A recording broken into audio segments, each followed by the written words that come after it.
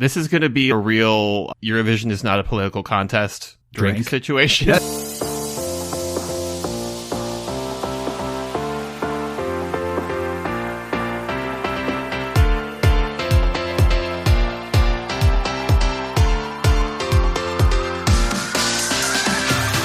Hello, and welcome to the Euro What, episode number 167 for the week of September 6th, 2022. We are a pair of Americans trying to make sense of the Eurovision Song Contest.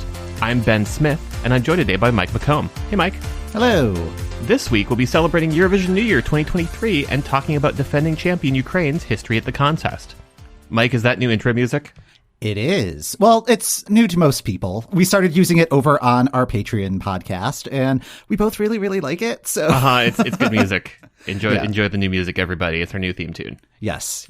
And I mean, it's also the start of our 6th season, so I thought it was a good idea to kind of switch things up a bit. Yeah, happy Eurovision New Year. Happy Eurovision New Year. New people may be joining the podcast at this point, since I saw a lot of questions on Twitter of being like, why are people saying Happy New Year in September? Yeah, because right now is everybody getting their paperwork in order, letting us know, yes, they'll be in Eurovision next year. There's a few announcements of, here's our selection format, and it's the same selection format from the last 5 years, so cool. It's a lot of organizing our spreadsheets, which is really, really nice. I've been using that as a way to relax during my downtime because I am fun. But my love language is also spreadsheets.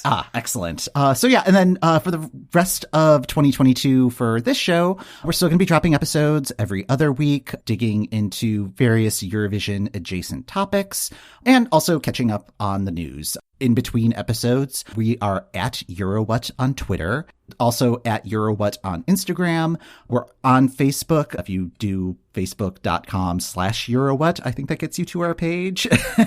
we're not as active on Facebook, I'll be honest about that. We're technically on Facebook, but we're not super on Facebook. Our Patreon is patreon.com/EuroWhat. That's where we get to kind of 2 degrees of Eurovision association. Our next episode is going to be about the movie Xanadu. So if you want to get in on that, head on over there and help support the show. Okay, yeah, let's dive into some news. So, like we said, it's very much heavy organizational times over at EBU headquarters, but we do know the rules for 2023. Yay! There is a maximum of 44 countries, which means a maximum of 19 per semifinal, and they are continuing to allow pre-recorded backing vocals, but no lip syncing. I think it's interesting that they raised the maximum number of countries. Last year, I believe it was set at 40.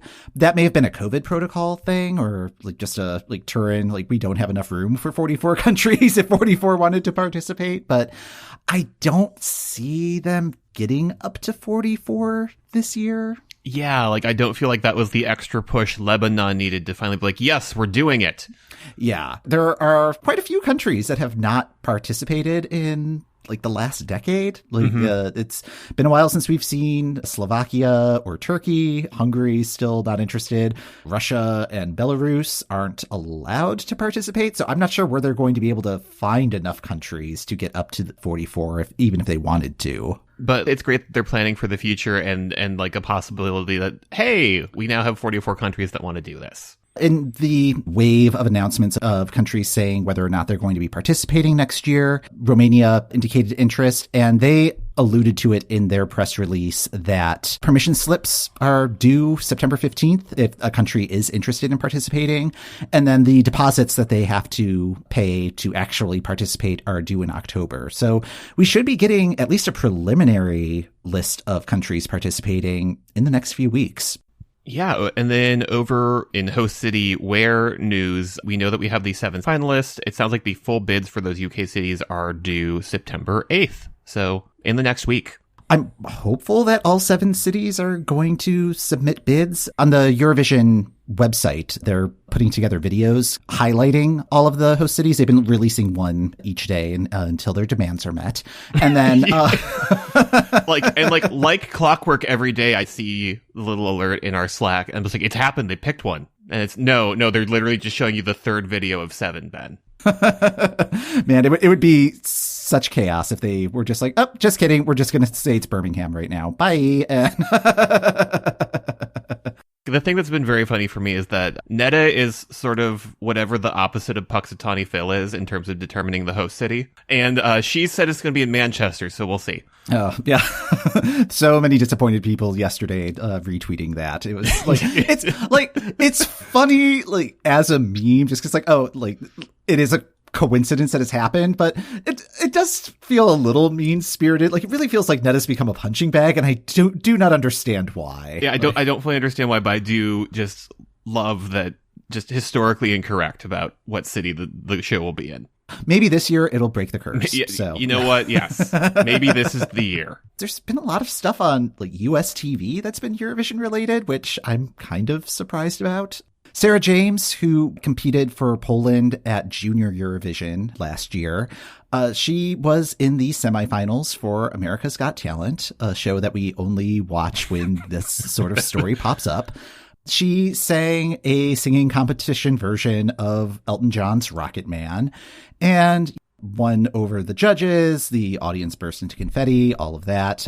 So she moves on to the final, which will be taking place on September 13th. She will be one of, I think, 10 contestants in the final, and whoever ends up winning gets $1 million and a chance to headline America's Got Talent Las Vegas live at the Luxor Hotel and Casino. The phrasing of a chance to headline makes it even worse to me. Not even a guarantee that you will headline, just sort of, we'll talk about it. I mean, I have to imagine that that's based on the sort of acts that are on AGT. Like, if it's like a dog jumping through hoops act, I can't imagine that being a compelling headliner that the Luxor would want to be contractually obligated to. Contractually obligated to have the show for it, yes. I also just appreciate the very evocative prose you put in our show notes of singing competition version of, or just like, oh, I can just mentally picture the runs. It wasn't so much run heavy. This was much more of the slowed down minor key version. It actually wasn't that bad. Like, we'll have a link to the video in the show notes. And, like, as these sort of things go, because again, like, America's Got Talent is not my bag. No. Like, it was a good performance. And, like, she is a very talented singer. So I am rooting for her, but I am not going to watch the show. I will find out the day after if she won or not. I will watch our Google alerts. Exactly. Yes. What is Måneskin doing?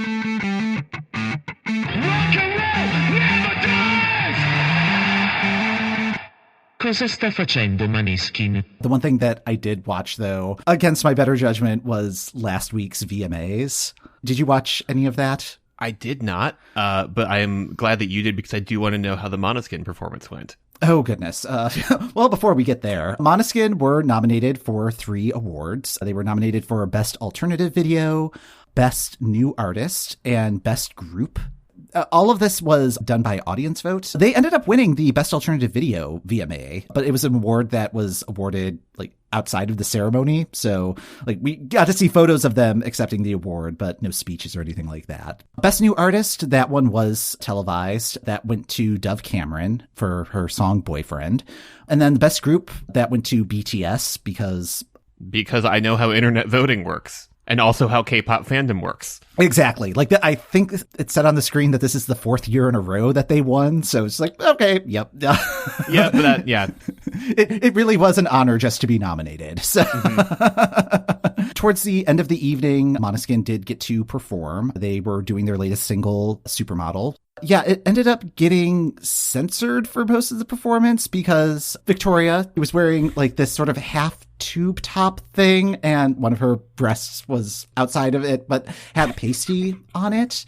Yeah, I guess it, like, popped off or something. Like, it's called a wardrobe malfunction, but just based on, like, her social media content, I think it was just really more of just like, yeah, I just find pasties uncomfortable. Like, it's totally fine. But yeah, MTV just has a problem with female presenting nipple, I guess. Mm-hmm. Yes. And, which is really bonkers. Throughout the rest of the VMAs, it was butts all over the place. And like naked butts, shaking butts, gratuitously large twerking butts. A celebration of Prince's Get Off performance from 1991. Yeah, but it's just like some of the animations were like unsettling in how gratuitous the butting was. And then like also simulated sex acts on stage. Like, oh, this is totally fine, but you know, female presenting nipple, somebody please think of the children. So it's before the watershed. I think there's just well after 10 p.m. in Chicago. So like well after the watershed, and it's cable, like it's basic cable. So that doesn't even really apply. Like this is all internal standards, but yeah, it's just like such a mess and annoying. There is a version where you can actually see the stage performance and everything that needs to be blurred is blurred. It's just, I don't know, very annoying in the year 2022. But it was a good performance other than that. So good for them. And like they got like a really lovely write-up on Tom and Lorenzo for their red carpet. Oh, yeah. Yeah. Like it looked like they were having a great time. It was just such a weird ceremony. I was going to say, the VMAs are just deeply weird now. I have no idea who the audience is supposed to be for the VMAs. Like you think it's supposed to be like teenagers and college students, like that age bracket. But so many of the presenters and celebrities that they brought in were people that were famous when I was in high school. And it's like, no, that really does not seem like who you're going for. Like, why is Cheech and Chong here? It was just so disjointed. And like with the ads, it's just like, who are you advertising to? Like, I should not have been able to identify as many people like on the VMAs as I was able to. It's like, oh, I am vaguely aware of almost everything that is going on here. And I am too old for that to be the case. Something done broke.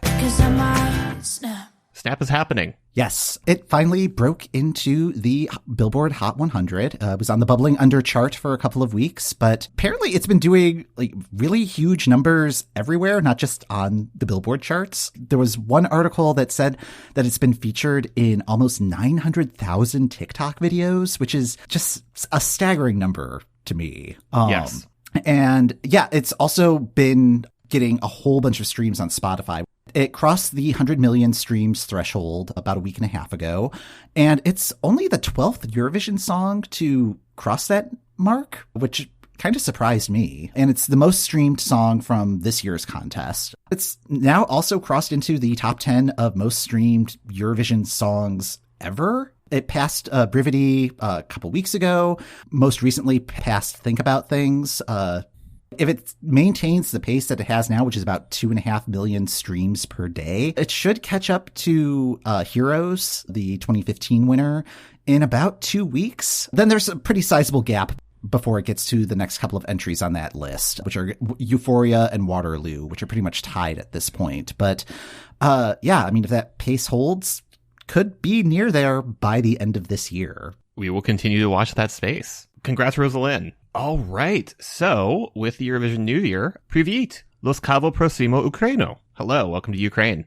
We've got an unusual situation this year where we've got Ukraine as the winner and the UK as the host. And you and I decided to switch things up because you are the Ukraine stand between the two of us, but I'm doing the research this time. Yes. And I'm excited to learn new things. I have a feeling there's going to be a lot of stuff that is going to be new information. I'm very excited to hear it.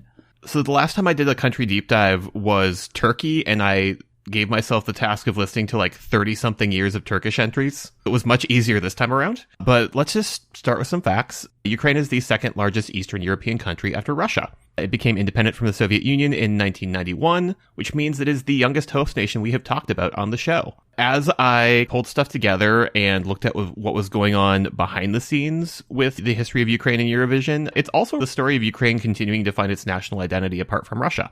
Ukraine really understands the power of Eurovision as a tool of soft power and how Eurovision and music and culture can promote an image on the world stage. So I listened through all of their entries, and there is some real connective threads of what they really like to send and appreciate sonically.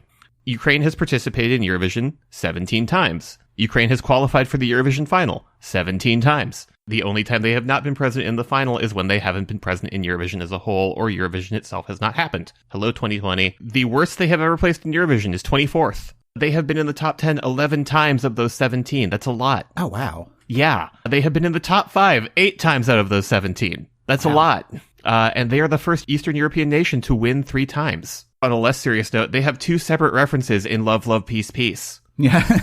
They are both the man in a hamster wheel and a battle horn of some kind. They also have now taken the crown for the most points earned by a single performer. Ihor from both Goa and Kalush Orchestra has 995 points earned. Oh, wow. Yeah, I don't think that's going to be topped anytime soon.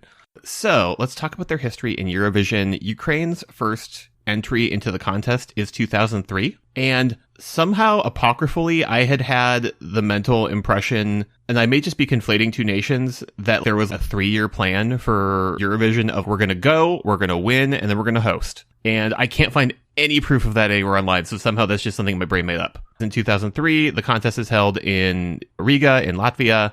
That's also the first time that NTU broadcast the contest live in Ukraine. Their entry gets described as Freddie Mercury meets Enrique Iglesias, and yes, that is correct.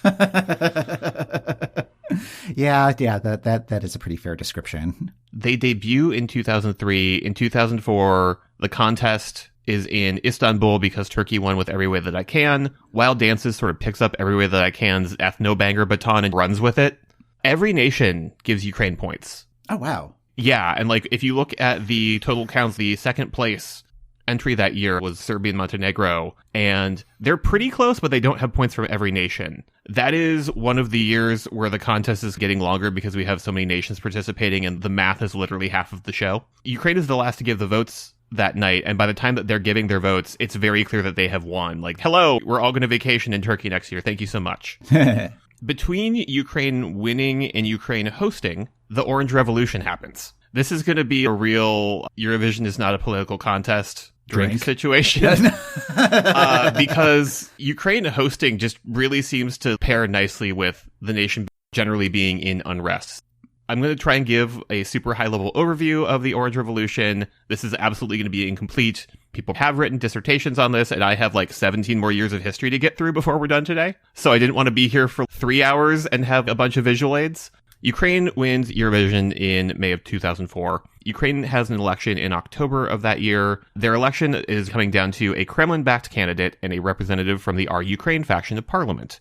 It's been a really heated atmosphere. Viktor Yushchenko, the Our Ukraine candidate, suffers dioxin poisoning in September 2004, a month ahead of the election. Oh, geez. Yeah. The initial election happens in October. Neither candidate wins decisively, so there's going to be a runoff vote in November. That runoff vote happens and is widely believed to be corrupt. There's all sorts of election stuff happening, and it ends up in favor of the Russia-backed candidate. The Ukrainian people do not like this. In December of 2004, the Orange Revolution happens, and they take to the streets to demonstrate, they protest, they have sit-ins. It's the dead of winter, and upwards of 1 million people are in the streets protesting. 18.4% of Ukrainians claim to have taken part. Wow. Yeah. All of this demonstration works. There are constitutional changes made ahead of the scheduled revote on December 26th. Parliament is going to have more power than the president. That revote is widely watched and scrutinized, but the Our Ukraine candidate, that's Yushchenko, wins. So all of this happens in the winter. On top of all this, there's a lot of stress leading up to the 2005 contest itself. The Palace of Sports is the host venue. It needs a lot of renovations, and contracts weren't really signed for that up until the spring. That sounds accurate. Yes. The co-owners of the hall, who are also boxing champions, are given parts in the show to gain their cooperation. Ticket sales were struggling. Ruslana was going to be a host, but she's not that well versed in English, so she's dropped and does some green room stuff, and another host is brought in. But ultimately, the show must go on. So this is all of the backdrop for this. The 2005 theme of Eurovision was Awakening, because Ukraine was announcing itself on the world stage. And if you look at their entry from that year, like, it really feels tied into that. I'm going to send you a video. You may have seen this one already. So this is Greenjolly's entry from 2005. Razom nas Bahato.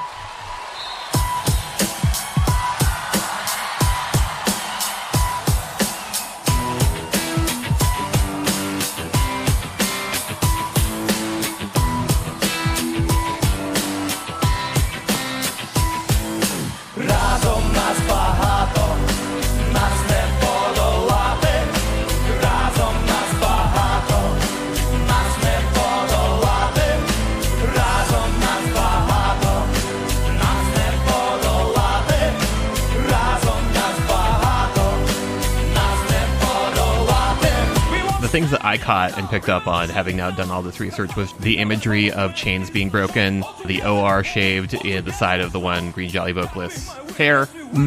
It very much feels like a celebration of what had happened. Man, this is so 2005. Oh, yes. Like anytime that I have to go roughly 15 years back in terms of styling choices, it does psychic damage to me. Oh, the haircuts. Oh, yep, there's the letters in the hair. Yeah, this also has a lot of energy of being kind of a host country entry. Like, I have a difficult time seeing this navigating the normal Eurovision selection process to get to this point if you didn't have the advantage of not having to qualify. Yes, that totally makes sense. You can actually hit pause on that. Okay, thank you. You don't need to watch all 3 minutes. It's fine. It's funny that you note that it feels very much like a host entry. Razom nas Bahato means together we are many. So again, very much a collective, we've risen over this. The process for that becoming their entry is also interesting. There are multiple rounds of semifinals happening to get to a final run of things. When we get to the final, there are 15 winners from the semifinals and also 4 wild cards. And this is one of the wild cards. Oh, really? It comes in and it wins the televote over Annie Lorak, who we will be seeing in a few years. But Annie Lorak got through the semifinal process, and then Greenjolly just sort of like got put in the final. So she was not super happy about that. Lyrically, it was kind of fraught. This one needed to be revamped because it was openly derivative of an older revolutionary song. And also the lyrics could be classified as political propaganda. Revisions were made. The song was deemed acceptable by the EBU. This represents Ukraine at Eurovision, and it places 19th. They've been in the contest 3 years. That is their lowest position to date. Speaking of massive revamps between selection and the contest, in 2006, Ukraine gets back on track with the ethno-banger train that's happening. I had not realized how much Tina Karol's Show Me Your Love had changed between its initial version and the version from Athens. Diving through the various Ukraine and the Eurovision Song Contest year pages, the song had a completely different name. I'm sending you a video now of I Am Your Queen. Please never tell me lies. I'll never say goodbye. You are my king tonight. I am yours. Don't worry, babe. We'll be my life forever. You are my light, burning a dream. Don't worry, babe. Love you so much and never I will be yours. I'm your queen. And just sonically, this is so different. It feels really stripped back, too. It's just the vocals and, like, just one line of track.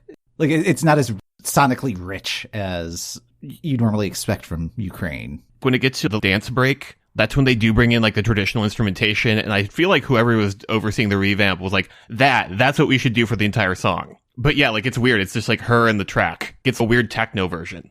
I think that Show Me Your Love, it might be one of my favorite Ukrainian entries. The revamp version, just because like it's got like the sort of rich folk instrumentation. A very active performance as well. Ukraine is really, really good at picking vocalists. Powerful vocalists. They pick people who know how to sing, which is appreciated. In 2007, the Ukrainian national anthem happens. Dancing Lasha Tumbai, like that's absolutely Russia goodbye. We've talked about the legacy of this one already, so I don't want to spend like a ton of time on it, but like this song won Eurovision without actually winning Eurovision. It's always surprising to me how much it is referenced more than any of the other songs that have actually won Eurovision. Yeah, this song also just seems like it has a massive place in Ukrainian hearts just because that's one of the songs that was used to troll Russian radios this spring. So in 2008, Annie Lorak gets selected internally. She placed second in the selection in 2005. Shady Lady, which I believe is like one of your intro points to Eurovision. Yes, it is.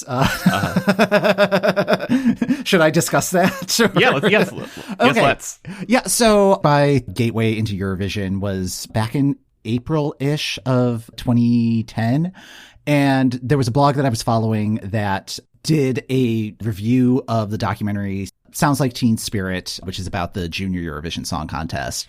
And one of the videos that was included in that review was Ukraine's entry for, I think that was covering the 2007 Junior Eurovision. Ukraine's entry that year is a lot of fun. It's like this kind of crazy school teacher scene. After watching that video, YouTube's just like, oh, do you want to watch another Ukraine video of Eurovision stuff? And it's like, sure. Shady Lady came in and it's like, oh, this is very much my jam. Yeah, and then it just kept on offering more videos. I'm sure that evening I saw Dancing Lasha Tumbai and also their 2009 entry. And it's like, oh, this is very much catering to my interests, and started digging a little bit deeper and going to Wikipedia and YouTube rabbit holes. And that's why we're here today. So, Yep. Well, and like I feel like 2007 through 2009 is Ukraine really having fun with staging. Mm-hmm. Yeah, they have a budget. So. They have a budget. Although I will say with 2009, it feels like they're kind of all over the place. At the Ukrainian selection in 2009, Anastasia Protoko, during the semifinals, decides to perform a different song and claims she doesn't understand that the rules say, no, you need to perform the song that's going to be your song. So she gets disqualified. She's not happy about it. She goes over to Russia, and Mamo becomes the Russian entry. Oh, really? Yes. Oh, wow. Yeah, Mamo becomes the Russian entry. She gets added to the bill of the Russian final pretty late. Like that was determined, and then in like March of that year is like, oh, and also this one. Oh, man. Yeah. Anyway, so Russia sends Mamo.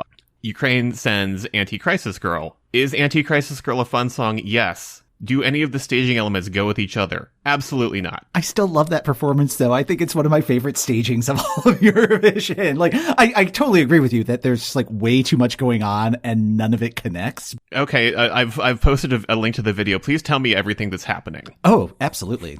Let me click on that. So, and we're watching this whole thing. Okay, so there's these 3 gears on stage and 2 singers on the side that are probably on stilts and very long silver dresses.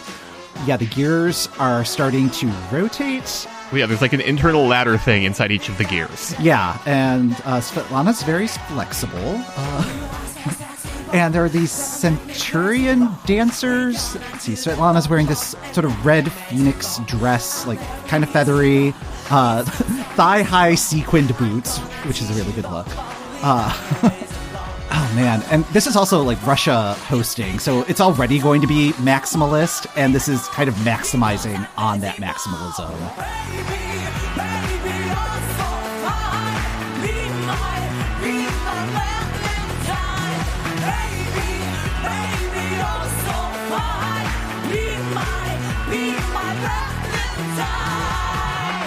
Okay, and the Centurions are flipping her over. Yeah, it's... None of this has to do with anything else. No element goes with any of the other elements. Yeah. This is a very physical performance, which you don't see all that often. And now she's over at a drum kit that has 2 Ukrainian flags on it, which is another interesting element, because you generally don't see flags on the stage. Pyrotechnics going off. It's the overhead audience shots. There's like one section that is like going nuts, and everybody else seems to be sitting politely. I don't know what's wrong with the rest of the audience here. Every stage element is being used.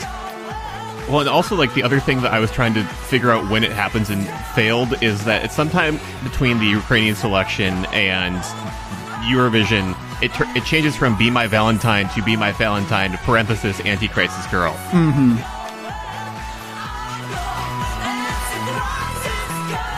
And then my favorite element coming up. Thank you so much. You are the best.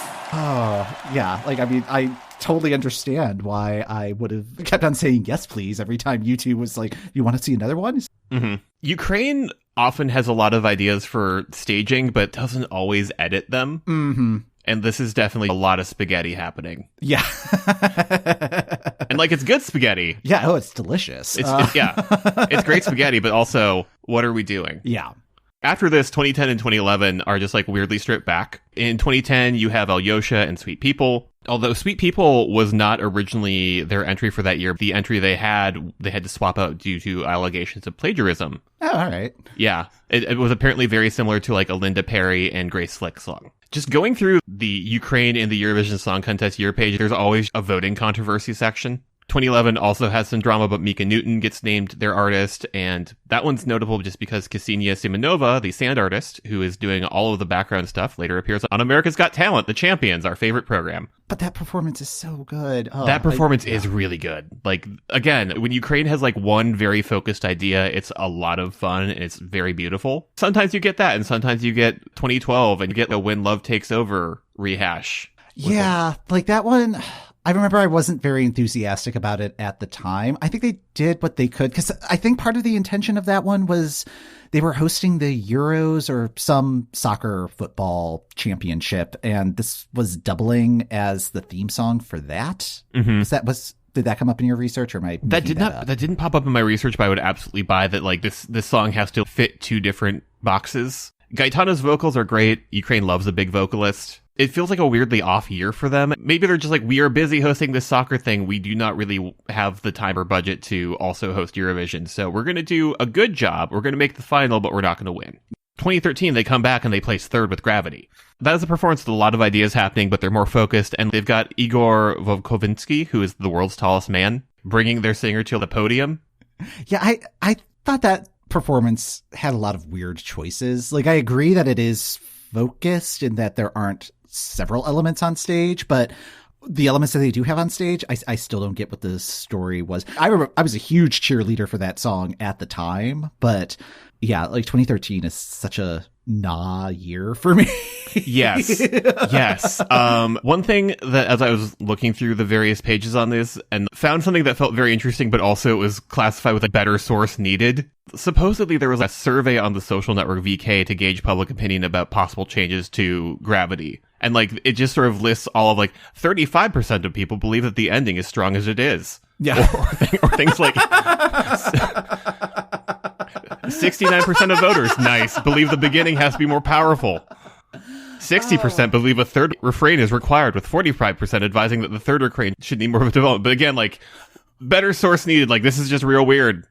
Wow. That's somehow much worse than designing by committee. Like, it's just like, oh no, we need to outsource the committee that we are deciding this by. Oh man. Here's what the survey said. The producers will take this under advisement. I don't believe it. No. Somebody put this on Social Network VK, but like, I don't think it was taken that seriously. If my memory serves, the original version of the song was good, and then I think the revamp was an improvement, but like, they were starting from a pretty strong position on that one. But oh man, that is so funny. 2014, Ukraine sends TikTok. We get the man on a hamster wheel. That becomes just sort of a love peace thing. That becomes a Eurovision movie thing. But in less amusing news, Russia annexes the Crimean Peninsula. Mm-hmm. And by September of that year, Ukraine confirms to the EBU that, hey, we're busy and we don't have money, so we will be sitting 2015 out. They still air the contest in 2015 and are like, this is a one-year only thing. We will be back in 2016. In 2016, they sent Jamala. And like, Jamala's aim was very clearly from the start is connecting the 1944 deportation of the Crimean Tatars with what was happening in 2014 in Ukraine. And Ukraine is very good at being political in the Eurovision Song Contest without being explicitly political in their lyrics. Yeah, or explicitly, like, to the point where it trips the wire. They see where the line is. And they will make direct eye contact you while they put one toe over it. Yes. Yeah, this happens in 2007. This happens in 2016. This happens in 2022. So in hindsight, it's not that surprising that they sent something kind of borderline political again, or at least tried to, because it does seem to be their MO every few years. Re-listening to this song in 2022, and like, we saw this when Jamala performed in the German final earlier this year. It's like, this is just massively relevant again. Yep. What's notable about this one is 2016 is when they first introduced the split of the jury and the televote, and 1944 wins the contest without topping either the televote or the jury vote. They get second in both. That was enough of a change, and just the fact that like, it won without winning either of those, that there was a change.org petition that got enough signatures that the EBU had to respond. Oh, geez. Or at least that the EBU chose to respond. Right. It got 320,000 signatures. The EBU released a statement. The 2016 Eurovision Song Contest was a spectacular show and a testament to a year of hard work. We understand the passions and emotions that are engendered through the Eurovision Song Contest. In light of this, we have taken notice of your petition and appreciate this opportunity to respond. Details the rules. Ukraine's Jamala won thanks to broad support from both the juries as well as televoters. It credits both Dami Im and Sergei Lazarev, the winners of the jury vote and televoting, and are just like, so we understand, but also no, Ukraine won. What outcome would be expected? Yeah, it's just like, what did you guys want us to do? Yeah, like, do you want Australia to win? Because that's fraught. Do you want Russia to win? Because that's fraught. Yeah, I mean, it's just like, there's That's not to take away from the fact that 1944 is a very good song. It's a really good song, and like does a great job of appealing to both the industry professionals that often make up the juries and the broad public that makes up the televote. Just talking about Russia being kind of fraught, the Russia-Ukraine relations in the Eurovision Song Contest Wikipedia page has entered the group chat. Oh, geez. In 2017, Russia's entry for the contest is Yulia Samilova, who has violated a ban on direct travel to Crimea from Russia in 2015. So Ukraine's like, she can't come to Eurovision. No. It becomes a big deal within the EBU. There's like a lot of mediation happening. There was talk of having her perform via satellite from Russia at the venue of their choice, but like ultimately Russia's just like, no, we will pull out of the contest this year. They send Yulia the next year to Lisbon. The choice of Yulia as a performer was pointed by Russia. That was its own whole deal, and I think we did talk about some of that when they resubmitted her in 2018. I had no memory of the 2017 entry from Ukraine. Yeah. I have a feeling had I not been there, I probably would have had to look it up to remember what it was. Yeah, it is O Torvald's Time. I have sent you the official music video, which I believe is their performance from Vidvir. Mm-hmm. Like, there's some very cool performance choices. I like how they have seemingly embedded a clock in all of the performers' bodies through the magic of makeup. But, oh boy, I do not remember I just do not remember the song. I remember it was well received at the live show. But again, that was a hometown crowd, so that kind of makes sense. It feels like very much a host entry of, this is something that is good, we do not want to host again, please do not give us points. Or, well, not do not give us points, but also like, we're good. It didn't have the same sort of winning spirit that some of their other entries had. Yes, it places 24th. Oh, wow. Yeah, I didn't realize it was that far down the list, but that is technically Ukraine's worst performance in the contest, is this song. 2018, we have Melovin, he pops out of the piano, everybody loves it. And then 2019 is another year that Ukraine does not show up to the contest, and it's its own whole thing. But it feels very connected to both Jamala and to what happened in 2014, because that is when we get... Hi Maru, welcome to Tel Aviv. So, I have very uncomfortable question to you. Crimea is Ukraine? Let's talk about that Maruv song, because that Maruv song is great. I have had that on playlists since 2019. Oh, yeah, it's so good. I feel like at the time you were saying that it felt like potential winner material. Oh, and yeah, like, I still stand by that. Oh, no. I have joined you on that team. Like, it's great. I think it would have done very well. The whole situation around it is obviously Russia and Ukraine, still very fraught. In particular, asking if Crimea is part of Ukraine. Jamala is asking some very pointed questions of the participants of Vidbir. In addition to those tensions on the show, the contract for the winner of Vidbir is also just heavily restrictive. Maruv was asked to cancel concert dates in Russia, was told if she improvised on stage or communicate with journalists without broadcaster permission, she'd be fined essentially the equivalent of a couple $1 million. Oh, geez. Yeah. So she has 48 hours to look over that and choose to sign or not. She refuses to sign because it's very restrictive. Mm-hmm. Ukraine's like, cool, we'll talk to second place. Second place refuses to sign in solidarity. Ukraine's like, cool, we'll talk to third place. Third place also refuses to sign due to solidarity. At that point, Ukraine withdraws from the contest. Yeah, that whole situation was just so... Grim is not quite the right word, but yeah, like just thinking back to those Vidbir performances, every single judge contestant interaction, like after the performance, was like an inquisition. Mm-hmm. Towards the end of the show, you could just see contestants be like, I don't want to sing right now because then I have to go through that. And yeah, I mean, it was interesting to watch, but I don't think it was fun for the participants. Yeah, and like I had said at the top of discussing this, Ukraine at Eurovision is also the story of Ukraine finding its voice independent from Russia, and right now their identity is, we are not Russia. Following this whole kerfuffle, Vidbir updates its rules to bar artists who have performed in Russia since 2014 or have entered Crimea in violation of the legislation of Ukraine from entering the competition. That will be important in a few years. 2020, knowing that those are the rules, Go On makes a lot of sense as their selection. It feels very much in touch with traditional Ukrainian folk music. It also feels very new. It's a synthesis of a lot of threads of what Ukraine has been sending. Also, that was a year where it really felt like the mandate was we need to send the most Ukrainian entry possible. And there were a couple of other contenders there that were really dipping into the history of Ukrainian music and Ukrainian-Russian tensions. That was a rich field to dig into if this is a topic of interest for you. Like, definitely check out the 2020 Vidbeer process. Unfortunately, the contest gets canceled. We get that delightful performance of Dancing Lasha Tumbai from Goa out of it as part of like the home parties. Ultimately, 2021 happens. It's an internal selection. Goa will be representing them again. Shum will be the song, and Shum itself goes through that massive revamp. And then finally we arrive in 2022, and their artist was going to be Alina Pash, but then there's that whole Crimea thing. Mm-hmm. And we kind of covered all of this live, so I don't feel like we need to rediscuss it, but Ukraine is very serious about that clause of who is representing them. It would not surprise me if they continue to be very strict about who represents them, given what is going on and given everything this year. Kalush Orchestra steps up as the second place winner and goes on to win the dang thing in Turin.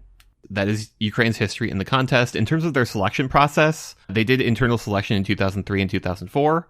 This is when they were still on NTU. 2005 to today, even with the swap over to UAPBC, has been Vidbeer. Sometimes Vidbeer has a name that's not Vidbeer, but it's very clearly just Vidbeer. Mm-hmm. 2008, they selected Annie Lorik internally, but they still had a Vidbeer for their song.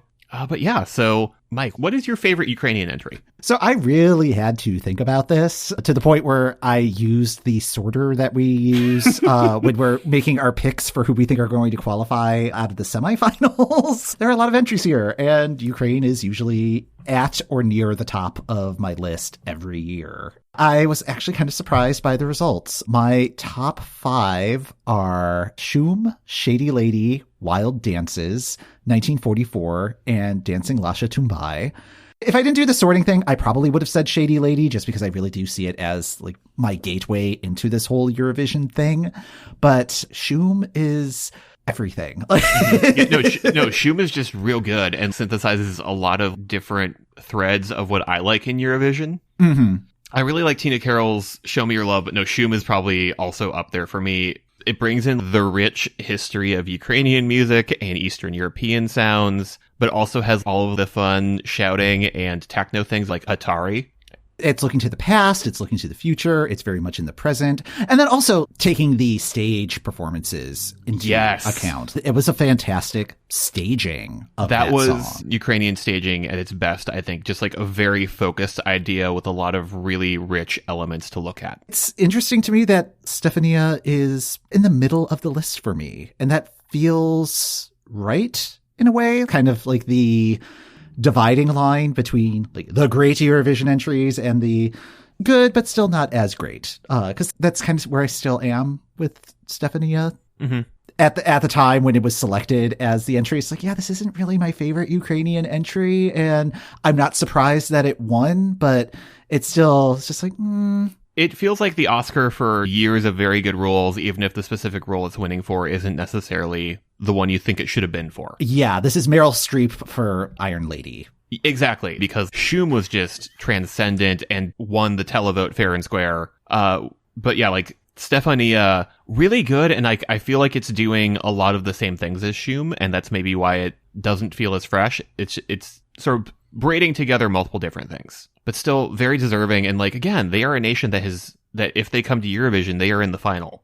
Looking over this list, there's really not anything where it's just like, yeah, that didn't really deserve it. Like, I mean, even the 2017 entry, even though we were like both saying that it was kind of forgettable among this list, like this is a very difficult list. Something has to come in 17th place, you know? I was also trying to think of what are my hopes for Ukraine in 2023. I think primarily I just want something that really feels like it brings that same sort of, like what you said about Goa, of drawing from the past, looking to the future, and being very much in the present as well. Even though it doesn't seem like it, there is still a lot of time before they make their choice and have to actually make their final decision. They're doing their selection in December this year. They don't have to make a final decision until March.